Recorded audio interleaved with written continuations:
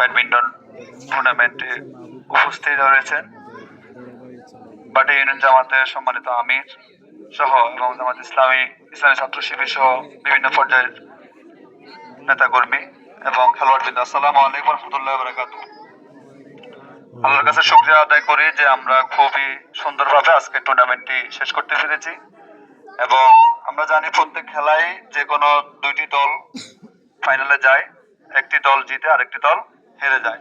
এতে যারা হেরে যায় তাদের হতাশ হওয়ার কোনো কারণ নেই, তাদেরও অনুপ্রেরণার কিছু থাকে। এই যে খেলাটা হেরে গেছে এই খেলা থেকে শিক্ষা নিয়ে পরবর্তী খেলাতে ভালো করার জন্য চেষ্টা করতে হবে। আজকে টুর্নামেন্টে আসলে শহীদ হাদি ভাইয়ের নাম আমি এখানে শুনেছি। হাদি ভাইয়ের যে আদর্শ, তার প্রথম আদর্শ ছিল ইসলাম। আমরা যারা এখানে যুবক আছি, ওনার আদর্শ ইসলাম এবং দেশপ্রেম, এই দুইটা নিয়ে ওনার আদর্শ। আমাদেরকে অবশ্যই প্রথম ধারণ করতে হবে ইসলামকে, তারপরে দেশপ্রেম। এই দুইয়ের সমন্বয়ে হাদি ভাইয়ের যে আদর্শ, এই আদর্শিক লড়াই আমাদেরকে জিততে হবে। সকল ধরনের যে অপসংস্কৃতি, সেই অপসংস্কৃতি থেকে আমাদেরকে বেঁচে থাকতে হবে।